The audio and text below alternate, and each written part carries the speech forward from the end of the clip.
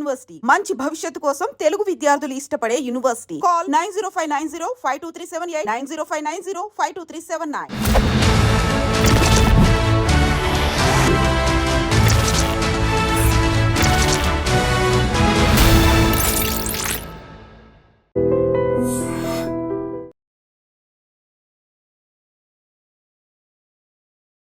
అందరికీ నమస్కారం. నేను Swarupa Potlapalli. Welcome to trending topic. Karnataka మాజీ డీజీపీ ఓం ప్రకాష్ దారుణ హత్య కేసులో అనేక భయంకరమైన విషయాలు వెలుగులోకి వస్తున్నాయి. భార్య పల్లవియే ఆయనను కట్టేసి కళ్లల్లో కారం కొట్టి కత్తితో పొడిచి చంపినట్టుగా పోలీసుల ఇన్వెస్టిగేషన్ లో తేలింది. ప్రస్తుతం నాతో పాటు ఫ్యామిలీ కౌన్సిలర్ రజనీ రమ గారు ఉన్నారు. ఆవిడతో మాట్లాడదాం. నమస్తే రజనీ గారు. మీరు కూడా చూస్తున్నారు కదా, ఆదివారం కర్ణాటక మాజీ డీజీపీ ఓం ప్రకాష్ గారు దారుణ హత్యకు గురయ్యారు. మొత్తానికి ఇది ఇంట్లో వాళ్ల పని అయ్యి ఉంటుందని పోలీసులు కూతుర్ని భార్యని అదుపులోకి తీసుకుని విచారణ జరిపారు. అనుకున్నట్టుగానే ఆయన హత్య కేసు వెలుగులోకి వచ్చింది. మీరేమంటారు ఈ కేసు గురించి? అది ఆస్తి తగాదాలని చెప్తున్నారు కదా, తగాదాని కూడా కాదు. ఈయన ఎవరికో ఆస్తిని రాసినట్టు లేదా ఆస్తి ఏదో ట్రాన్స్ఫర్ చేసినట్టు ఏదో అలా మనకి న్యూస్ తెలుస్తుంది కదా.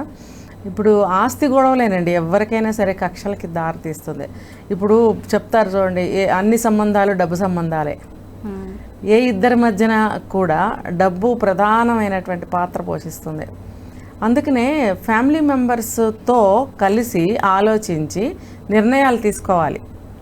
ఏదైనా కూడా ఇండివిజువల్ డెసిషన్స్ తీసుకుంటే ఫ్యామిలీ మెంబర్స్కి నచ్చదు. అసలు ముందుగా రజనీ గారు, మనం ఈ హత్య జరిగిన విధానం గురించి మాట్లాడుకోవాలి. పోలీసుల ఇన్వెస్టిగేషన్లో అయితే అనేక భయంకరమైన విషయాలు బయటకు వచ్చాయి. ఆమె పల్లవి భర్తని దారుణంగా పొడిచి చంపడమే కాకుండా ఇంకొక ఐపీఎస్ భార్యకు కాల్ చేసి వీడియో కాల్, అది కూడా అతని డెడ్ బాడీని చూపిస్తూ ఈ రాక్షసుని చంపేశాను నేను అంటూ చెప్పిందంట. పైగా ఇంకొకటి ఏంటంటే, ఆమె తనని చంపేస్తానని గతంలో కూడా చెప్పినట్టుగా తెలుస్తోంది. అంటే ఒక భార్య ఇలా వీడియో కాల్ చేసి మరి డెడ్ బాడీ చూపించడం ఏంటి, రాక్షసుడు అనడం ఏంటి, వీటన్నిటి గురించి చర్చ జరుగుతోంది. ఇప్పుడు ఒక ఆస్తి గొడవే కాకపోవచ్చు, వీళ్ళిద్దరి మధ్యన రిలేషన్ కూడా అంత బాగోలేదని అనిపిస్తుంది నాకైతే. ఎందుకంటే ఇప్పుడు వీళ్ళ ఇష్టానికి వ్యతిరేకంగా వాళ్ళు ఇష్టానుసారంగా ప్రవర్తించడానికి అలవాటు పడతారు కొంతమంది. ఇప్పుడు అతను police department that higher cadre చేశారు.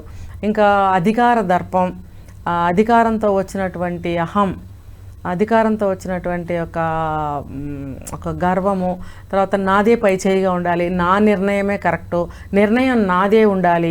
తర్వాత డిపార్ట్మెంట్లో ఎలా ఉన్నారో ఇంట్లో కూడా ఆ విధంగా మాట్లాడటము, బిహేవ్ చేయటం అనేది చేస్తుంటారు కొంతమంది. ఇలాంటి వాళ్ళని నేను చాలామందిని చూశాను. అలా చేయడం వల్ల కొంతకాలం వరకు అన్నీ బాగానే నడుస్తాయి. కానీ సహనం అనేది హద్దులు దాటితే భరించలేరు వాళ్ళు. పిల్లలైనా కానీ, భార్య అయినా కానీ, ఎవరైనా కానీ అది ఆ హద్దులు దాటకుండా చూసుకోవాలి. సరే, ఓకే, డిపార్ట్మెంట్లో ఉన్నంత వరకు ఆ బిహేవియర్ కొంత నడుస్తుంది. రిటైర్ అయిన తర్వాత మార్చుకోవాల్సిన అవసరం ఎంతైనా ఉంది.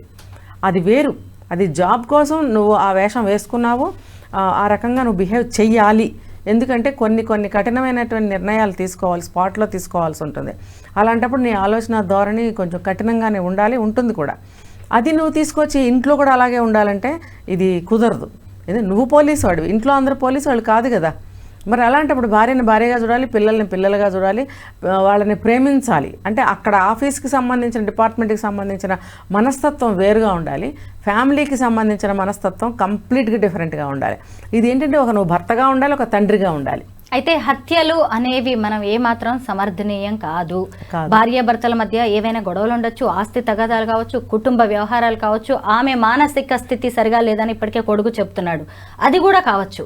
కానీ ఒక 68 ఏళ్ల మాజీ డీజీపీని, అది కూడా సొంత భార్యే చంపడం అనేది కలకలం సృష్టిస్తోంది. ఆడవాళ్లలో పెరిగిపోతున్న నేర ప్రవృత్తి గురించి ఖచ్చితంగా మనం మాట్లాడుకోవాల్సిందే. ఖచ్చితంగా. ఇప్పుడు ఇది ఖచ్చితంగా నేను ఈ మాట చెప్పచ్చో లేదో దాని నుంచి సంశయిస్తున్నాను. ఇప్పుడు మీరు అన్నారు కాబట్టి నేను చెప్పడానికి సాహసిస్తున్నాను. ఎంతో హింస పెడితే కానీ ఆడవాళ్ళు తిరగబడరండి. అంటే జనరల్గా ఇప్పుడు జరుగుతున్న ఈ నేరాలు పక్కన పెడితే ఇటువంటి సంఘటనలో మాత్రం నేను ఖచ్చితంగా చెప్పగలను, ఆడవాళ్ళని ఎంతో హింస పెడితే తప్ప ఇలాంటి ఎదురు తిరగటము, ఇలాంటి నిర్ణయాలు తీసుకోవడం అనేది చెయ్యరు. ఇప్పుడు చూడండి, రిటైర్ అయ్యే 8 years అయింది. ఆమె కూడా పెద్దావిడే అయి ఉండాలి. మరి ఇంతకాలం ఆవిడ ఎన్నో భరించుంటుంది ఆయనతోటి. ఆయన కూడా ఏం టార్చర్స్ పెట్టుంటాడో. తర్వాత ఆస్తి వివాదం ఒకటి, మరి కూతురు కొడుకు ఈమెకు సపోర్టే ఉన్నారు అని అంటే ఖచ్చితంగా ఆయనది డీజీపీ ఎవరైతే ఉన్నారో ఆయన తప్పు ఉండే ఉంటుంది. ఇప్పుడు నేర ప్రవృత్తి పెరిగిపోతుంది అని అంటే పెరిగిపోతుంది కాబట్టి ఫ్యామిలీ మెంబర్స్తో అందరూ కూడా ఎలా బిహేవ్ చేయాలి, ఒకళ్ళతో ఒకళ్ళు ఫ్యామిలీలో ఎలా బిహేవ్ చేయాలి, సభ్య సమాజంలో కూడా ఒక మనిషితో ఎలా బిహేవ్ చేయాలి అనేది ఖచ్చితంగా ఈ సంఘటనల ద్వారా మనకు తెలుసుకోవాలి. అటువంటి నేచర్ని మనం అలవాటు చేసుకోవాలి కూడా.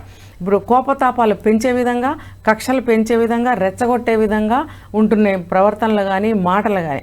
అవి ప్రతి ఒక్కళ్ళు కూడా మానుకోవాలి, తగ్గించుకోవాలి అన్నట్లయితేనే మానుకోవాలి. రెచ్చగొట్టే విధంగా మాట్లాడిన, ఒక మనిషిని హింసాపూర్వకంగా ట్రీట్ చేసిన, ఇప్పుడు ఈయనున్న డిఐజీ ఆయన ఏదన్నా అటువంటి పని చేసి ఉండొచ్చు ఆవిడ పట్ల. లేకపోతే ఈ వయసులో ఆ తరం ఆవిడ ఆ పని ఎందుకు చేస్తుంది? పైగా ఆవిడ కొలీగ్ అయి ఉండాలి. ఇంకొక ఆవిడతో మాట్లాడారు, ఐపీఎస్ భార్య అని అన్నారు కదా, ఆవిడ ఇవిడికి క్లోజ్ ఫ్రెండ్ అయి ఉండొచ్చు. ఏదైనా తరచుగా ఇద్దరు మాట్లాడుకుంటూ ఉండొచ్చు, ఇంటి విషయాలు మాట్లాడుకుంటూ ఉండొచ్చు. అంటే ఈవిడ అనుభవిస్తున్న మనోవేదన ఏదైనా ఉంటే ఆవిడతో షేర్ చేసుకుంటూ ఉండొచ్చు. అందుకే నేను చంపేశానని చెప్పి ఆవిడకి వీడియో కాల్ చేసి చూపించడం జరిగింది. అయితే అంత జరగబట్టే ఈవిడ ఆ హత్య చేయడానికి పూనుకుంది అనేది అర్థమవుతుంది. కట్టుకున్న భర్తల్ని, కన్న బిడ్డల్ని కూడా చంపడానికి ఈ ఆడవాళ్ళు ఏ మాత్రం ఆలోచించట్లేదు. ఈ మధ్య అమీన్పూర్లో వివాహేతర సంబంధం కారణంగా 3 పిల్లల్ని రజిత అనే ఆమె ఎలా చంపిందో చూసాము. మళ్ళీ ఇక్కడ గాజుల రామారం హైదరాబాద్ లో కూడా పిల్లలకి ఆరోగ్య సమస్యలు, తనకి ఆరోగ్య సమస్యలు అంటూ ఒక తల్లి వేట కొడవలితో 2 మగపిల్లల్ని చంపేసి తాను ఆత్మహత్య చేసుకుంది. ఎందుకు ఆడవాళ్ళు ఇంత బలహీనంగా తయారవుతున్నారు? ఎందుకు ఇంత క్రూరంగా మారుతున్నారు? విషయం ఏదైనప్పటికీ కూడా ఆలోచన శక్తిని కోల్పోతున్నారు. సహనం అనేది అస్సలు ఉండటం లేదు. తను అనుకున్నది జరగట్లేదు, అంతే. వెంటనే ఈ నిర్ణయాలు తీసుకుంటున్నారు. ఇది ఎంతవరకు కరెక్టు, చెయ్యొచ్చా లేదా, దీనివల్ల రిఫ్రిగేషన్స్ ఏంటి, నెక్స్ట్ మినిట్లోనే వాళ్ళు జైలుకి వెళ్తారనే విషయం కూడా వాళ్ళు ఊహించలేకుండా ఉన్నారా? ఇది తెలుసుకోవాలి వాళ్ళు. ఇప్పుడు అంటే కొంతమంది అనుకుంటూ ఉంటారు, ఈ వేదన భరించే కంటే మేము వెళ్ళి జైల్లో కూర్చోవటం మంచిది. ఇప్పుడు అక్రమ సంబంధాలు కానీ అవే ఎక్కువ జరుగుతున్నాయి, భర్తల్ని చంపేయడం. ఇప్పుడు మనం చాలాసార్లు చెప్పుకున్నాం, అక్రమ సంబంధాలు ఉంటే మీరు వెళ్ళిపోండి కానీ మనుషులను చంపకండి. అలాంటప్పుడు అది కూడా వాళ్ళు పాటిస్తే మంచిది. మీరు వదిలేసి వెళ్ళిపోండి, వీళ్ళ బాధ వీళ్ళు పడతారు. అంతేగాని చంపవలసిన అవసరం లేదు. అంటే వాళ్ళ కక్ష తీరటం లేదు అక్కడ. నన్ను ఇంత బాధ పెడతావా, లేకపోతే ఆ ఒక ఉన్మాదంలో ఉంటారనమాట. మా దారికి అడ్డు వచ్చారు. ఇది మనకి డైరెక్ట్గా న్యూస్ తెలిసినప్పుడు ఆ న్యూస్ గురించి మనం మాట్లాడుకుంటున్నాం, కానీ దాని వెనకాల ఏం జరిగి ఉంటుంది అనేది వాళ్ళిద్దరికే తెలుస్తుంది. అంటే ఈ అమ్మాయిగా ఏదైనా తప్పు చేసినా ఆ అబ్బాయి అడ్డుకున్నప్పుడు వాళ్ళిద్దరి మధ్యన సంఘర్షణలు కానీ, గొడవలు కానీ, ఆర్గ్యుమెంట్స్ కానీ ఏమేమి జరిగాయో అవన్నిటికీ కూడా ఇలాంటి హత్యలు జరగటానికి అవన్నీ కూడా కారణాలు అవుతాయి. అయితే కారణం ఏదైనప్పటికీ కూడా నీకు కలిసి ఉండాలని లేనప్పుడు ఇమ్మీడియట్గా నువ్వు వెళ్ళిపోవచ్చు. ఎవ్వరూ నీకు అడ్డుపడరు. ఒకవేళ ఆ అబ్బాయిని వెంటబడి నిన్ను హత్య చేస్తాడని భయపడాల్సిన అవసరమే లేదు నీకు. నాకు ఇష్టం లేదు, ఇప్పుడు తాళి దింపి మొహాన్ని కొట్టి వెళ్ళిపోతున్నారు కదా, వెళ్ళిపోండి. ఇవి మగవాళ్ళు కూడా నేను చాలాసార్లు చెప్పాను, మళ్ళీ చెప్తున్నాను. అలా వెళ్ళిపోవాలనుకున్న భార్యలైనా భర్తలైనా సరే దండం పెట్టి పంపించేసేయండి. హత్యల దాకా, ఆత్మహత్యల దాకా తీసుకొని తెచ్చుకోవద్దు. మీ లైఫ్ మీరు సుఖంగా బ్రతకండి అని నేను చెప్తున్నాను. రజనీ గారు, ఈ మధ్య జరిగిన ఒక 3-4 ఘటనల గురించి మనం మాట్లాడుకుందాం. వరంగల్లో జరిగిన సుమంత్ రెడ్డి హత్య గురించి మనం గతంలో మాట్లాడుకున్నాం. భార్య ఫ్లోరా మరియా చేయించింది, దానికి కారణం వివాహేతర సంబంధం. రజిత 3 పిల్లల్ని చంపేసిందంటే వివాహేతర సంబంధం. తర్వాత తేజస్వి 2 బిడ్డలను చంపి తాను ఆత్మహత్య చేసుకుందంటే ఆరోగ్య సమస్యలు. ఇక్కడ డీజీపీ భర్తనే, మాజీ డీజీపీ అయిన వ్యక్తిని భార్యే చంపేసింది అంటే దాని వెనక ఉన్నది కుటుంబ కలహాలు.